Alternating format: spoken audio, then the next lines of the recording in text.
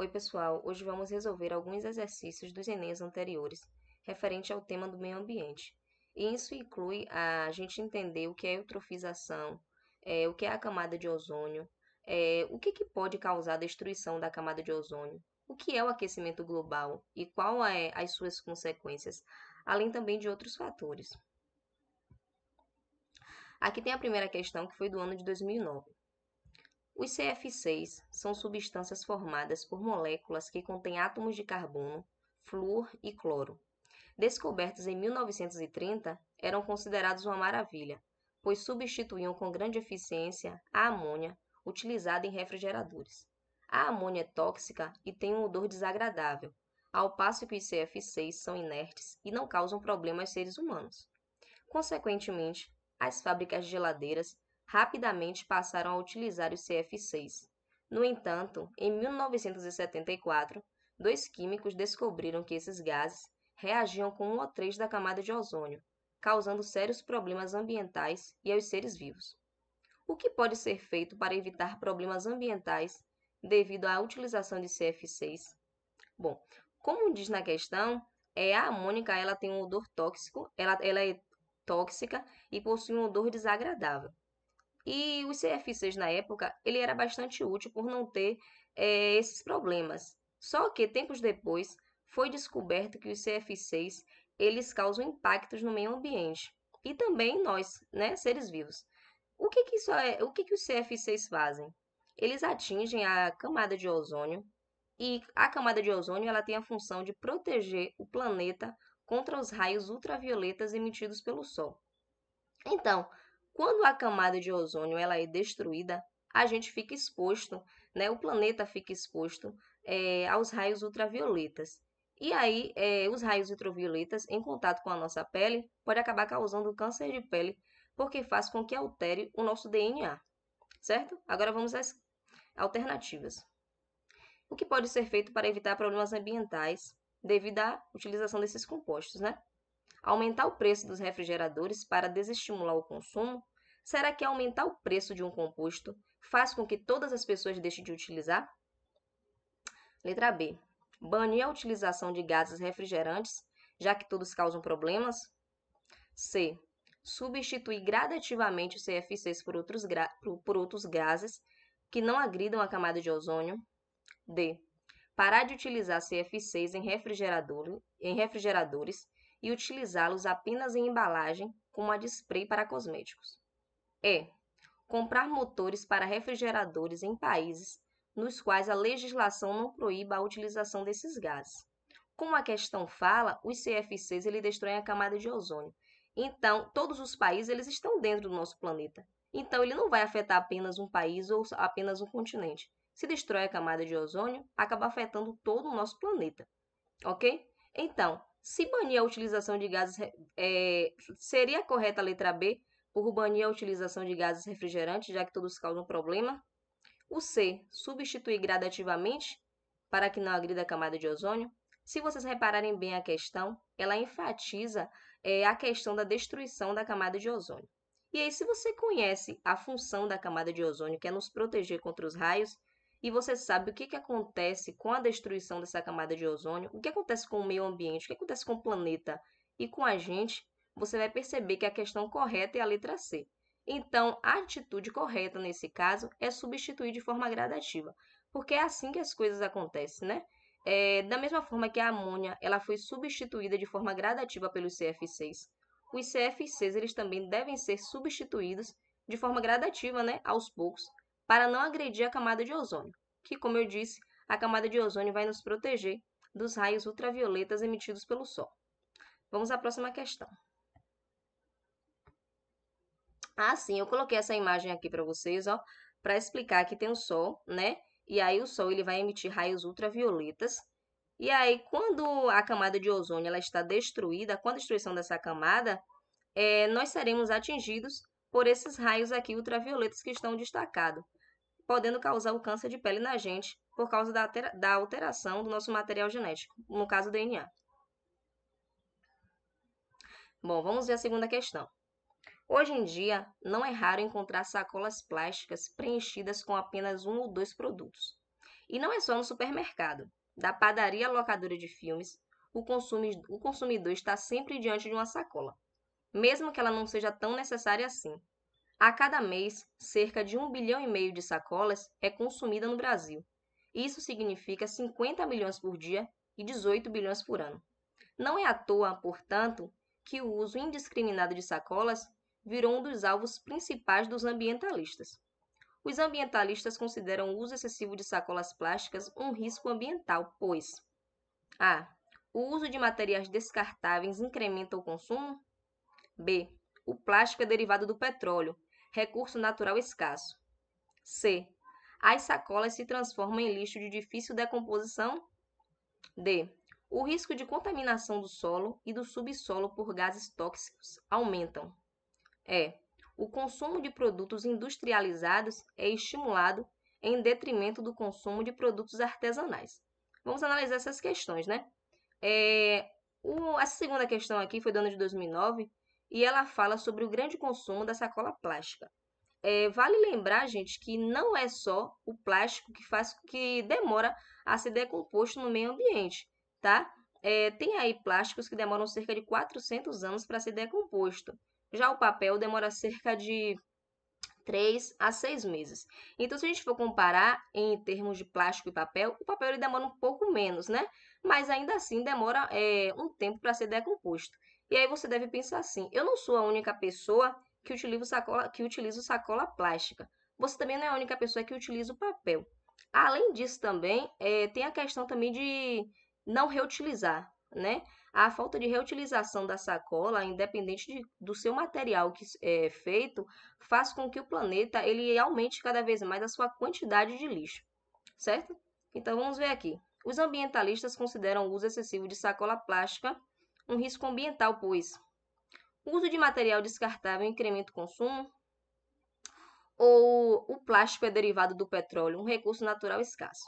Bom, o petróleo ele é de fato um recurso natural escasso, mas aqui a gente não está falando do petróleo, tá? A questão está correta, porém não é o que pede a questão. A gente está falando da sacola plástica e do seu tempo de decomposição no meio ambiente, certo? Então, por que que a C é a questão correta? Porque a sacola plástica ela é um lixo de difícil decomposição. Demora muito tempo para se decompor. Então, o correto para que haja a diminuição, né, desse plástico no meio ambiente, no planeta como um todo, é fazer a reutilização. Quando você vai ao supermercado, você leva uma sacola para reutilizar, para trazer suas compras de casa, ou cada vez que você vai ao supermercado, à padaria ou a qualquer outro lugar que você precise trazer algo e utilize uma sacola, você vai trazer uma de lá. Vale a gente refletir sobre isso também. Se cada vez que você vai ao supermercado você utiliza uma sacola, significa que você está diminuindo cada vez mais a quantidade de plástico no meio ambiente. E aí você não deve pensar, eu sou a única pessoa que vou fazer isso. Faça sua parte, né? Porque se eu faço a minha parte de reutilizar a sacola e você também faz, nós dois já estamos diminuindo essa grande quantidade de plástico no meio ambiente, certo? Então a resposta correta é a letra C também, tá, gente? Olha só o que eu coloquei aqui essa imagem. Dados chocantes sobre poluição plástica. Ó, 400 anos é o tempo médio de decomposição do plástico no meio ambiente. Então imagine, 400 anos. O plástico que você jogou no meio ambiente. Quando você morrer, o seu plástico ainda vai continuar aqui. Agora, ao longo de toda a sua vida, quanto plástico foi que você jogou no meio ambiente? Olha só, 8 milhões de toneladas é a quantidade de plástico descartada em nosso oceano anualmente. Isso é só no oceano e por ano. 91% é a porcentagem de plástico que deixamos de reciclar. Isso é só nos últimos 65 anos. Então é importante a reciclagem, não só de plástico, como também de outros compostos que demoram a ser decompostos no meio ambiente. 1 milhão é o número de garrafas de plástico comprada a cada minuto no mundo. Imagine por minuto quanto se compra de garrafa plástica, ok? 12 milhões de toneladas é a quantidade de plástico a ser descartada no meio ambiente até 2050, caso o consumo não seja reduzido. 100 mil é o número de animais marinhos que morrem todos os anos por ingestão de plástico. Então, você, como racional, você consegue distinguir um alimento que vai te fazer bem e aquilo que não vai te fazer mal. Mas e os outros animais? Será que eles têm essa capacidade? Ou será que eles acabam ingerindo plásticos e outros compostos, confundindo com alimento e acabam morrendo? Então, essa grande quantidade de plástico, como também de outros compostos, acabam atingindo o meio ambiente como um todo, né? Você polui o meio ambiente e você acaba também matando alguns animais que não possuem a capacidade de distinguir o que deve ser ou não utilizado para sua alimentação, né? Aqui, 500 bilhões é o número de sacolas plásticas descartáveis utilizadas no mundo anualmente. Certo? Vamos ver aqui a próxima questão. Terceira questão. O despejo de dejetos de esgoto doméstico e industriais vem causando sérios problemas aos rios brasileiros. Esses poluentes são ricos em substâncias que contribuem para a eutrofização de ecossistemas, que é um enriquecimento de água por nutrientes, o que provoca um grande crescimento bacteriano e, por fim, pode promover escassez de oxigênio. Uma maneira de evitar a diminuição da concentração de oxigênio no ambiente bom, antes de a gente falar as alternativas, né, vamos saber o que é eutrofização. A eutrofização é um processo que acontece em rios e lagos por conta de grande quantidade de compostos orgânicos, certo? E esses compostos orgânicos, eles podem ter origem em esgotos domésticos, né? Que aí vão para os rios. E quais são as consequências, né? Não sei se você já viu em algum lugar um rio ou um lago em que a superfície ela está bem verde como se fosse uma lama superficial. E aí você pensa, será que isso afeta o meio ambiente de alguma forma? Será que afeta os seres vivos? Afeta sim. A eutrofização, né, faz com que ocorra a proliferação de cianobactérias na superfície da água. E aquela lama que fica por cima impede com que algas que ficam em regiões mais abaixo impede com que elas façam fotossíntese, porque a eutrofização ela impede a entrada de luz solar. Se a alga ela não tem contato com a luz solar, como ela vai fazer a fotossíntese? Além disso, a eutrofização também impede com que a quantidade de oxigênio ela entre na água, fazendo com que os organismos que dependem do oxigênio venham morrer por falta de oxigênio. Então, isso é algo que acaba destruindo também a fauna, certo? Vamos ver as opções. Aquecer as águas dos rios para aumentar a velocidade de decomposição dos dejetos. Retirar do esgoto os materiais ricos em nutrientes para diminuir a sua concentração nos rios. Adicionar bactérias anaeróbias às águas dos rios para que elas sobrevivam mesmo sem oxigênio. Substituir produtos não degradáveis por biodegradáveis para que as bactérias possam utilizar os nutrientes. Ou aumentar a solubilidade dos dejetos no esgoto para que os nutrientes fiquem mais acessíveis às bactérias. Será que seria necessário aquecer a água do rio para que aumente a decomposição dos dejetos? Para que nada disso ocorra, sendo que o esgoto é uma ação antrópica, é feita pela mão do homem, né? Então, será que a gente não pode também rever alguns conceitos, algumas atitudes da gente para evitar com que isso aconteça? Porque tudo que a gente faz, a gente vai ter um retorno. Então, o esgoto que vai dar no rio faz com que aumente faz com que haja a proliferação de micro-organismos, causando a eutrofização e destruindo a fauna. Destrói os produtores, né? Porque não vai conseguir fazer fotossíntese por conta da falta da luz solar e também vai diminuir a quantidade de oxigênio. Então, será que a atitude correta não seria retirar do esgoto os materiais ricos em nutrientes para diminuir a concentração dos rios? Então, a B é a resposta correta por conta disso. Se você retirar a grande quantidade de nutrientes, você também vai diminuir essa grande quantidade de micro-organismos que se alimentam desse composto, fazendo com que a luminosidade solar possa entrar na água, com que as algas façam fotossíntese. Além disso, a quantidade de oxigênio ela também pode entrar, fazendo com que os animais possam respirar, certo? Eu coloquei uma imagem aqui representando a eutrofização, para quem ainda não viu, tá? Bora ver a quarta questão. Foi do ano de 2010, tá? Entende-se por ciclo hidrológico a movimentação que a água, em seus três estados, sólido, líquido e gasoso, realiza entre os três grandes reservatórios existentes na Terra: a atmosfera, os oceanos e os continentes.